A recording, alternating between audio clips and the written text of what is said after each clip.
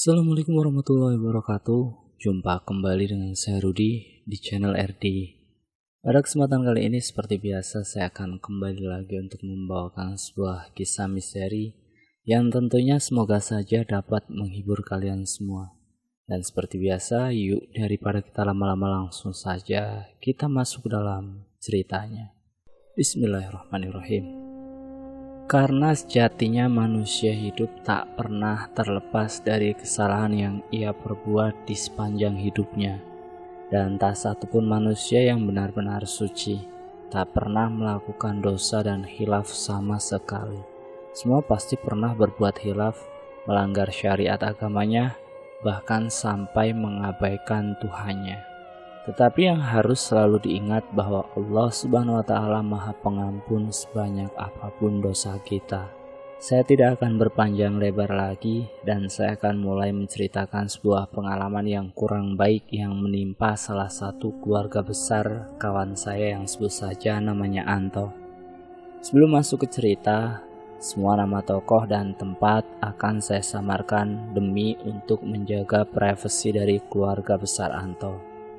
Saya menggunakan sudut pandang orang pertama dalam cerita ini, yaitu saya sebagai Anto, untuk memudahkan dalam proses bercerita dan mudah untuk kalian pahami. Tahun 1994, aku terlahir dari keluarga yang berkecukupan, karena saat itu mbah buyutku merupakan orang paling kaya di desaku, yaitu di Desa P, di salah satu kabupaten di Jawa Timur. Bagaimana tidak, mbah buyutku merupakan pemilik sekitar 40% tanah di desaku. Rumah mbah buyutku tak terlalu besar, tapi untuk ukuran rumah di zaman itu sudah termasuk kategori mewah. Karena rumah mbah buyutku memiliki arsitektur rumah adat Jawa yaitu rumah joglo. Mbah buyutku pun memiliki seperangkat alat gamelan lengkap yang itu bukan terbuat dari besi ataupun bukan dari perunggu, melainkan yang terbuat dari kuningan. Bayangkan saja di tahun tersebut ada orang desa yang memiliki seperangkat gamelan Jawa kuningan, yang saat ini saja harganya masih berkisar sekitar 100 jutaan. Tak diragukan lagi, mbah buyutku merupakan orang yang sangat kaya raya. Seminggu setelah kelahiranku, aku terjatuh saat bapakku sedang menggendongku. Di usia 1 minggu aku sudah jatuh dari gendongan orang dewasa dan bapakku memiliki perawakan yang cukup tinggi. Aku terjatuh ke lantai begitu saja dan detik itu juga aku mengalami koma selama 1 minggu. Orang tuaku benar-benar bingung dan terpukul atas kejadian yang menimpaku. Terutama bapakku yang sangat cemas dan sangat merasa bersalah karena beliau telah lalai menjagaku. Namun untuk keluarga besarku, di mana mbah buyutku merupakan seorang petani sukses di desaku, bukan perkara sulit untuk membawaku ke dokter. Pada waktu itu untuk periksa dan berobat ke dokter masih terbilang cukup mahal untuk ukuran orang desa. Karena hal tersebut pada masa itu orang-orang desa lebih memilih untuk berobat ke dukun atau ke mantri. Keluargaku membawaku ke dokter dengan harapan baik agar aku mampu disembuhkan melalui jalur medis. Akan tetapi, setelah dilakukan pemeriksaan secara medis, menurut dokter tak ada masalah atau kerusakan di seluruh bagian tubuhku. Dokter pun tidak mampu menjelaskan apa yang sebenarnya menimpaku. Bagian dalam kepalaku pun baik-baik saja. Padahal secara logika bayi berusia 1 minggu masih memiliki tulang tubuh apalagi tengkorak kepala yang sangat lunak. Tetapi tak terdapat sedikit pun kerusakan di dalam kepalaku ataupun benturan di tengkorak kepalaku. Semua benar-benar baik-baik saja. Hal tersebut semakin membuat keluargaku bingung bukan kepala. Akhirnya keluargaku berusaha melakukan pengobatan ke dukun desa dan tetap tak membuahkan hasil juga. Aku masih saja koma. Namun keluargaku tak putus asa. Keluargaku mencoba bertanya kepada orang pintar di desaku. Dan jawaban dari orang pintar tersebut cukup membuat keluargaku terkejut. Orang pintar tersebut mengatakan, anak ini harus terlepas dari silsilah keluarganya agar bisa sembuh. Sontak keluargaku pun kaget dan bingung. Keluargaku sempat mencari alternatif lain. Namun pada akhirnya memang harus menuruti nasihat orang pintar tersebut. Keluargaku pun berinisiatif untuk membawaku ke rumah adik nenekku dan meminta beliau untuk mengakuiku sebagai anaknya. Dengan begitu maka aku akan terlepas dari silsilah keluarga yang sebelumnya. Sesampainya di rumah adik nenekku, pada saat itu beliau sudah memahami musibah yang sedang menimpaku. Tanpa berpikir panjang, beliau pun menuruti kemauan keluargaku. "Sudah ya, bangunlah, sadarlah, mulai sekarang kamu jadi anakku," ucap adik nenekku sambil mengelus kepalaku. Tak berselang lama setelah beliau berkata seperti itu, seperti sebuah keajaiban, saat itu juga aku tiba-tiba terbangun dan menangis. Hanya karena aku telah diakui oleh anak adik nenekku bukan berarti aku benar-benar menjadi anak beliau. Itu diibaratkan hanya seperti sebuah ucapan untuk sekedar memutus silsilah atau garis keturunan dari keluargaku yang sebenarnya. Aku tetap dirawat dan dibesarkan oleh kedua orang tuaku. Pada saat itu karena kedua orang tuaku belum memiliki rumah sendiri, kami sekeluarga, bapak, ibu, aku dan kakakku satu-satunya yaitu Mas Darso masih tinggal bersama mbahku atau orang tua ibuku. Aku hanyalah 2 bersaudara bersama Mas Darso. Namun tak berselang lama semenjak aku terbangun dari koma, kami sekeluarga memutuskan untuk pindah ke desa tetangga. Sebut saja ke desa S. Orang tuaku memang sudah menyicil untuk membangun rumah. Namun baru sampai pada tembok pembentuk rangka rumah saja, itu pun bukan dibuat menggunakan semen dan pasir melainkan menggunakan tanah liat. Sedangkan atapnya pun belum ada. Tetapi karena ibuku sempat berkonflik dengan mbahku, akhirnya kami memutuskan untuk pindah. Di rumah kami yang baru ini kami sempat merasakan hanya tidur di atas satu dipan di pojokan ruangan untuk dipakai tidur kami berempat. Sedangkan atapnya sementara masih menggunakan daun kelapa. Lantainya masih dari tanah. Profesi bapakku ini adalah seorang guru SD. Gaji guru SD pada waktu itu belum seberapa. Apalagi statusnya masih guru honorer, bukan PNS.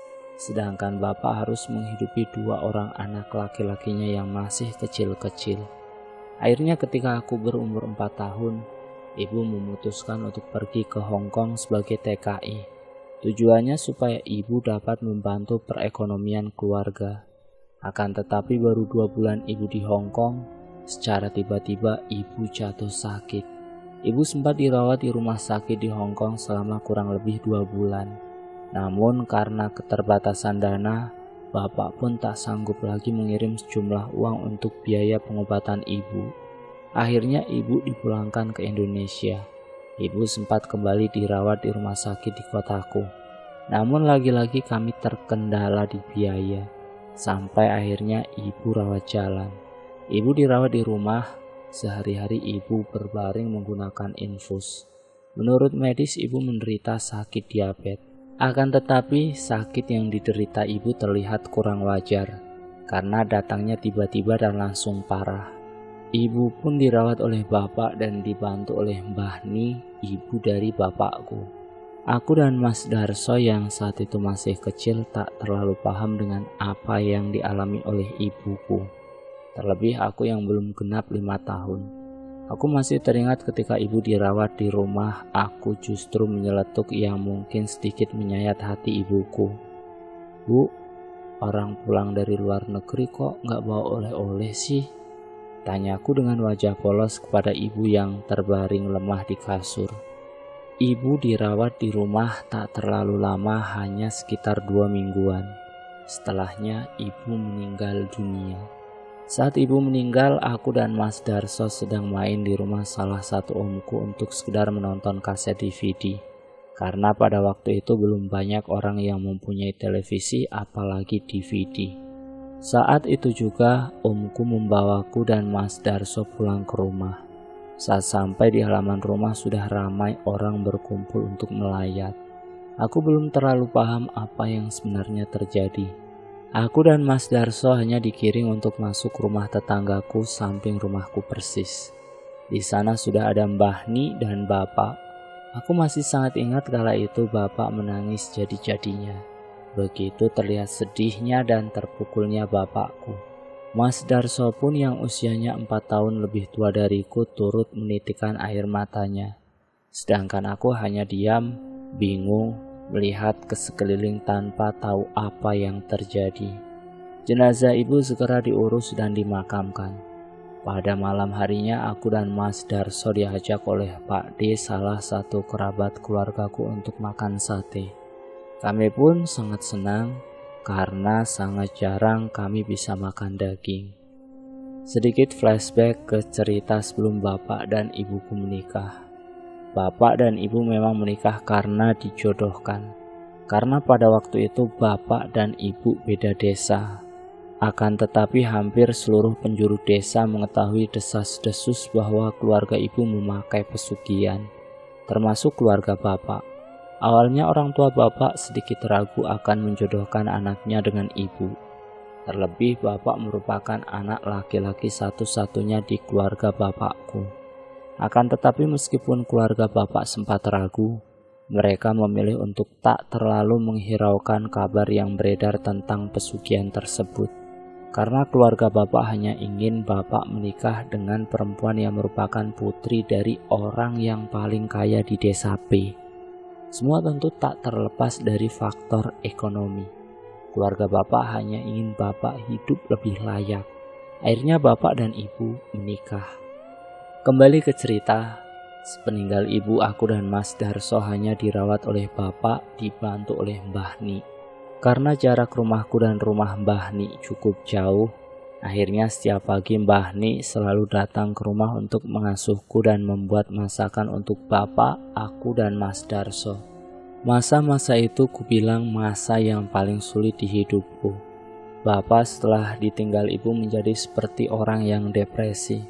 Beliau sering melamun sambil menghisap dalam rokoknya di teras rumah. Tubuhnya beringsut kurus kering.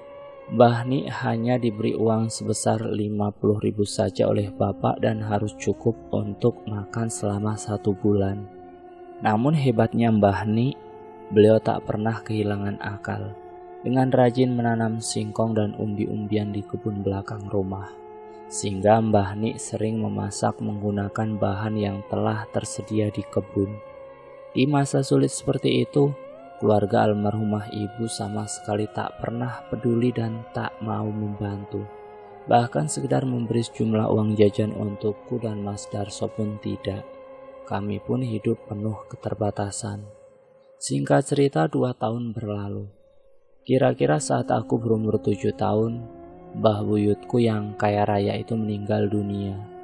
Keluarganya bilang bahwa Mbah Buyut meninggal karena faktor usia yang sudah terlalu tua. Semua orang pun percaya saja, karena itu merupakan alasan yang paling masuk akal. Di tahun berikutnya ketika aku berumur 8 tahun, akhirnya bapak menikah lagi dengan ibu yang menjadi ibu sambungku sampai detik ini.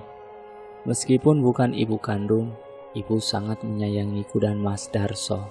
Beliau merawat dan mengasuhku dengan sepenuh hati, karena beliau pun belum memiliki keturunan. Sejak menikah lagi, bapak seperti kembali menemukan semangat hidupnya. Bapak yang awalnya sudah menjadi kurus kering berubah menjadi segar dan terawat. Berat badannya pun naik drastis. Aku sangat bersyukur akan hal tersebut. Dan ketika aku berumur 10 tahun, salah satu budeku, kakak dari ibu kandungku, sebut saja namanya Bu Detin. Bu Detin mengalami sebuah kecelakaan. Kejadiannya tak begitu tragis, akan tetapi merenggut nyawa budeku begitu saja. Kala itu Bu Detin sudah selesai memanen kacang di ladangnya. Beliau dijemput oleh anak laki-lakinya, dan Bude pun dibonceng oleh anaknya tersebut. Bude duduk miring di boncengan motor dengan membopong setumpuk panenan kacang. Mereka melaju dengan kecepatan rendah karena memang di jalan desa. Akan tetapi di tengah perjalanan, mereka melewati seorang ibu hamil di pinggir jalan. Panenan kacang Bude secara tak sengaja menyenggol perut ibu hamil tersebut. Akhirnya Bude kehilangan keseimbangan.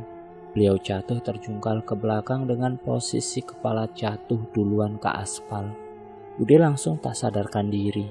Bude Tin sempat akan dilarikan ke rumah sakit, akan tetapi beliau menghembuskan nafas terakhirnya ketika beliau masih di perjalanan menuju rumah sakit. Kemudian ketika aku berumur 13 tahun, Pak D. Sumo, suami Bude Tin, secara tiba-tiba mengalami sakit parah.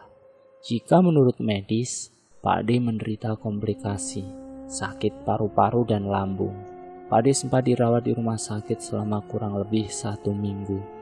Namun akhirnya Pak D pun meninggal menyusul istrinya yang telah meninggal 3 tahun yang lalu. Pak D. Sumo dan Bude Tin memiliki 3 orang anak, yang ketiganya sudah beranjak dewasa. Namun ketiga anaknya ini sudah tidak akur satu sama lain, dan 3 tahun kemudian tak terasa aku telah menginjak usia 16 tahun. Aku pun masuk di salah satu SMK di kotaku. Aku mulai memperhatikan dengan musibah yang menimpa keluarga besar almarhumah ibuku. Jika diperhatikan polanya, terlihat jelas setiap 3 tahun sekali akan ada anggota keluarga yang meninggal. Dimulai sejak almarhumah ibu sampai Pak D. Sumo. Saat itu salah satu buleku, Bule Sri, istri dari Pak Le Adi, adik dari almarhumah ibu, beliau pun mulai merasakan keanehan yang terjadi di keluarga besar suaminya itu. Akan tetapi Bule memilih untuk memendam itu semua sendiri. Hanya baru muncul kecurigaan-kecurigaan di dalam hatinya yang beliau pikir masih berupa dugaan-dugaan semata. Benar saja, tak lama setelah aku masuk SMK, aku masih sangat ingat tiba-tiba Mbah putriku, ibu dari almarhumah ibu pun mengalami sakit komplikasi. Tandanya hampir sama seperti Pak D. Sumo. Hanya saja Mbah terluka di bagian lambung dan tenggorokan. Mbah pun sempat dirawat di rumah sakit selama 1 mingguan. Setelahnya Mbah meninggal dunia. Sedangkan Mbah kakungku sudah lama wafat sebelum aku lahir. Saat aku beranjak duduk di kelas 3 SMK, Bule Sri semakin merasa bahwa mungkin sebentar lagi beliaulah yang akan menjadi tumbal selanjutnya. Beliau telah merasakan gejala-gejala sakit di tubuhnya. Beliau pun sering didatangi oleh almarhumah Mbah putriku di mimpinya. Akhirnya Bule memutuskan untuk mendatangi seorang kiai dan bertanya mengenai hal tersebut. Aku yang mengantar Bule untuk menemui kiai tersebut yang tinggal di salah satu pondok pesantren di kotaku. Kami berkunjung di pagi hari sekitar pukul 7. Kami menempuh perjalanan sekitar 30 menit dari rumah Bule menuju pondok pesantren. Sesampainya di pondok, kebetulan pondok sedang sepi. Pak Yai pun tak sedang memiliki kunjungan tamu lain selain aku dan Buleku. Akhirnya kami dipersilahkan masuk dan duduk di ruang tamu. Bule pun menjelaskan tentang maksud dan tujuannya berkunjung, terkait sakit yang diteritanya, terkait kekhawatirannya, dan terkait apa yang terjadi di keluarga besar suaminya. Pak Yai nampak menyimak dengan seksama. Akhirnya setelah Bule selesai menjelaskan, Pak Yai memohon izin untuk pergi ke belakang. Aku dan Bule menunggu cukup lama, kurang lebih hampir 30 menitan. Saat keluar, Pak Kiai keluar dengan membawa sebotol air mineral dan menjelaskan bahwa kekhawatiran Bule memang benar adanya. Yang kamu takutkan itu memang benar, tapi semua ini tinggal tergantung kamu mau gimana. Kalau kamu semakin meningkatkan keimanan kepada Allah, kamu akan semakin aman. Pesanku, kamu harus rajin membaca Al-Quran, setiap hari harus ngaji, sholat jangan sampai ketinggalan, ditambah dengan sholat sunnah. Insya Allah kamu bakal aman, ucap Pak Kiai kepada Bule. Pak Yai pun menyuruh Bule untuk meminum sebotol air mineral yang tadi dibawa oleh beliau. Setelah itu aku dan Bule pamit pulang. Sepulang dari bertemu Pak Yai, Bule pun melakukan seluruh nasihat dari Pak Kiai. Benar saja semua pola 3 tahunan di keluargaku selesai. Namun masalah tak terselesaikan sampai di situ. Muncul masalah baru yaitu perebutan harta warisan oleh ketiga anak almarhumah Mbah. Dan untuk masalah perebutan harta warisan, saya tidak bisa dan tidak berani menceritakan karena si narasumbernya kurang berkenan. Dan terima kasih sudah mampir di channel RDY. Jangan lupa tekan tombol like, share, dan komen. Tekan subscribe untuk mengikuti video kami selanjutnya ya. Assalamualaikum warahmatullahi wabarakatuh.